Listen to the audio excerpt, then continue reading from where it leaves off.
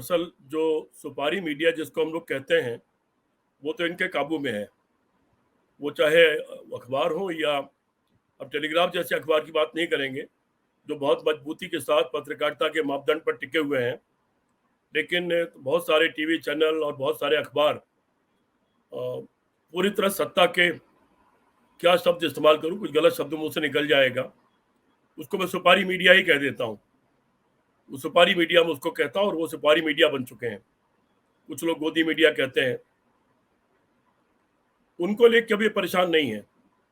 अब ये परेशान है जो तमाम छोटे-छोटे कस्बों में, शहरों में तमाम लोग यूट्यूब चैनल चलाते हैं, छोटे-छोटे अखबार निकालते हैं, पत्रकार हैं, या और भी जो आप जैसे लोग तमाम लोग यूट्यूब चैनल चला रहे हैं, ये उनसे परेशान है।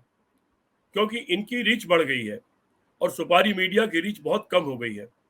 विश्वसनीयता भी ये जो छोटे-छोटे चैनल कहलाते हैं, यूट्यूब चैनल हो या छोटे अखबार हो, उनकी बढ़ गई है। टेलीग्राफ अखबार हमने कभी नहीं पढ़ा था, पढ़ते भी नहीं, हमारे आता भी नहीं है। लेकिन उसने जब कुछ छापा, तो हिंदुस्तान के कोने-कोने में पहुँच गया उसका पहला पन्ना या उसके छापे हुए बहुत सारे समाचार। अभी संसद में उस दिन जब मोदी जी ने भाषण दिया, टेलीग्राफ में पहले पन्ने पर जो कुछ छापा, वो मुझे लगता है करीब-करीब हर मोबाइल में, हर जगह तक पहुँच गया है। ब्ला ब्ला ब्ला ब्ला ब्ला जी। तो ये सरकार उससे परेशान है। ये सरकार इन यूट्यूब चैनल से पर इसका इस्तेमाल इस सरकार ने ही किया, इस सरकार में बैठे लोगों ने किया। 2013 से शुरू करिए आप। इन तो लोगों सर ने क्या मतलब सरकार की पोल इनसे खुल रही है, उसको कंट्रोल करना चाहते हैं? इनकी पोल खुलने उससे वो परेशान है। और जिन चीजों को वो इस्तेमाल करके वो सरकार में आए हैं, कांग्रेस के खिलाफ उन्होंने तमाम झूठ फैलाया, नेहरू जी की बहन को उनकी माशूका बना बना के फैलाया और नेहरू जी की भतीजी को माशूका बना के फैलाया। अब लोग सच भी अगर डाल दे रहे हैं तो वो उनको बुरा लग रहा है। लोगों ने सीख लिया है, लोगों ने समझ लिया है कि ये जो सोशल मीडिया है, इसकी ताकत कितनी ज्यादा है। इस सोशल मीडिया के बढ़ते प्रभाव से इन छोटे चैनलों और छोटे अखबारों और कस्बाई पत्रकारों के अपने जो उनका कर्म है, उससे वो डर नहीं रहे हैं। किसी भी कोने में कोई बड़ी घटना घट रही है, अभी कहीं हुआ था जहाँ 6 लड़के एक लड़की को उठा ले गए और वो अपने पापा पापा चिल्लाती रही, बचा लो। तो वो एक छोटे पत्रकार ने ही उसको वहां से किया, तब उसके बाद वो समाचार आगे बढ़ पाया। तो इससे सरकार परेशान है। जो बड़ा पत्रकार और बड़े बड़े लोग होते हैं, वो लोग तो कहीं न कहीं सरकार के किसी आदेश को झेल सकते हैं, अदालत में जा सकते हैं, वकील की मदद ले सकते हैं। लेकिन साधारण यूट्यूब चैनल चलाने वाले, साधारण अखबार निकालने वाले या क्षेत्रीय छोटे-छोटे पत्रकार, उनको तो एक छोटा सरकारी अधिकारी एक नोटिस भी भेज देगा, वो परेशान हो जाएगी। और यही समझ करके सरकार इस स्वतंत्र जो आवाज है देश से निकल के आ रही है और जो खुद पत्रकार बन गए हैं, चलते फिरते लोग मोबाइल लेकर के, इसको दबाना चाहती है, उससे डरी हुई है और उस सच को दबाना चाहती है। ये सरकार ये भूल गई है कि जब अन्ना, जो कि भागा हुआ ड्राइवर था, उसका आंदोलन था जिसके पीछे आरएसएस था।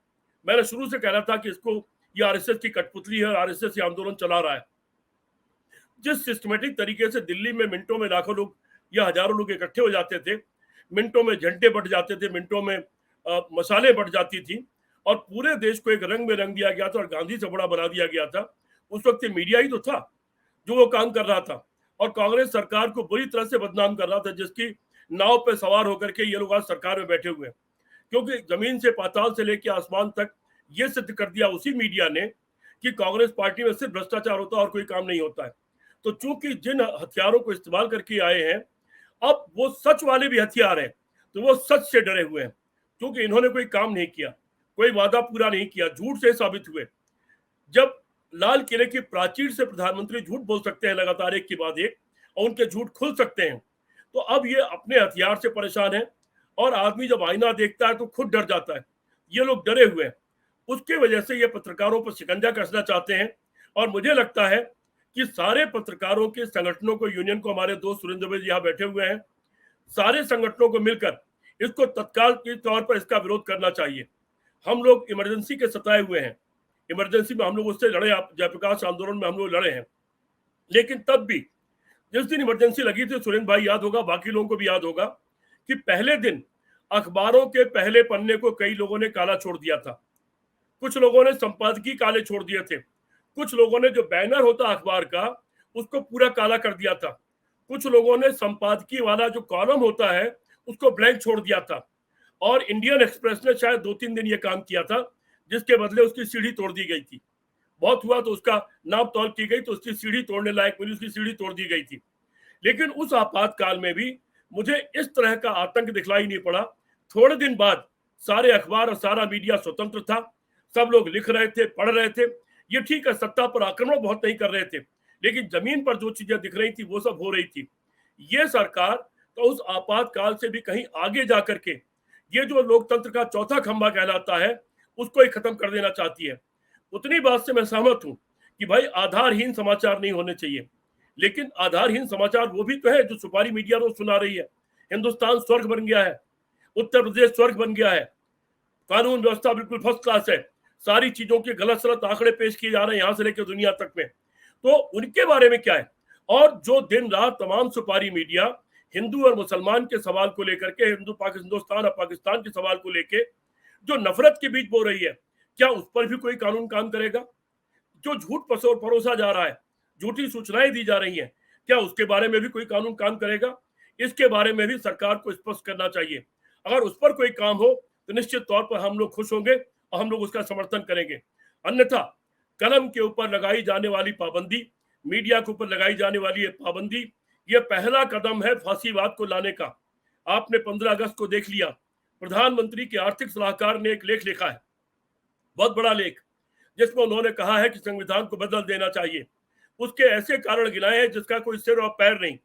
वो आदमी अपने को अर्थशास्त्र का विद्वान कहता है और वो कानून के ऊपर और संविधान पर अपनी राय दे रहा है, जिस पर इस देश के महान विद्वानों ने महीनों मेहनत की, बड़े बड़े विद्वानों ने मेहनत की, न जाने कितनी बहसें हुई, उसके वॉल्यूम के वॉल्यूम भरे पड़े हुए हैं, हजारों पेज उसके भरे पड़े हुए हैं, और तब यह संविधान स्वीकार हुआ।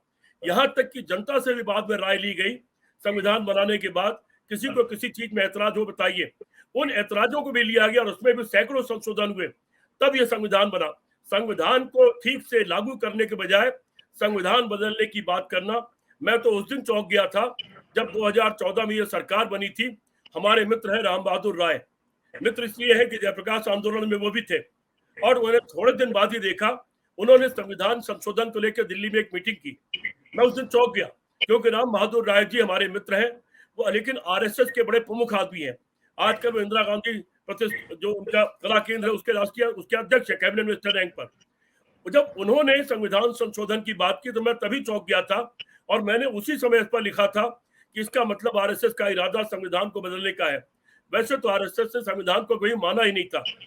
तो ये जो संविधान बदलने का इरादा इनका है, और अभी एक अर्थशास्त्र का सो कॉल्ड अर्थशास्त्री, जिसने अर्थशास्त्र इस देश का बर्बाद कर दिया है, जिसके पास कोई सलाह नहीं है मोदी जी को देने के लिए और देश के लिए कोई आर्थिक व्यवस्था सुधारने के लिए, वो संविधान सुधारने की बात कर रहा है। तो जी सर, तो इस तरह के आदेश है, ये पहले कदम है।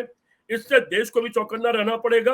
कलमकारों, लेखकों, कवियों, संपादकों, सभी लोग जो ईमानदार हैं, और देश आपकी वफादारी किसी दल के प्रति हो सकती है, लेकिन उससे बड़ी वफादारी आपकी देश और मानवता से होनी चाहिए। अगर देश और मानवता के साथ आपकी वफादारी है तो इस पर चौकन्ना होकर के सभी लोगों को मुखर होना चाहिए और इसका विरोध करना चाहिए। आप हमसे जुड़े रहने के लिए सब्सक्राइब करें YouTube पर, फॉलो करें Twitter पर और लाइक करें Facebook पर।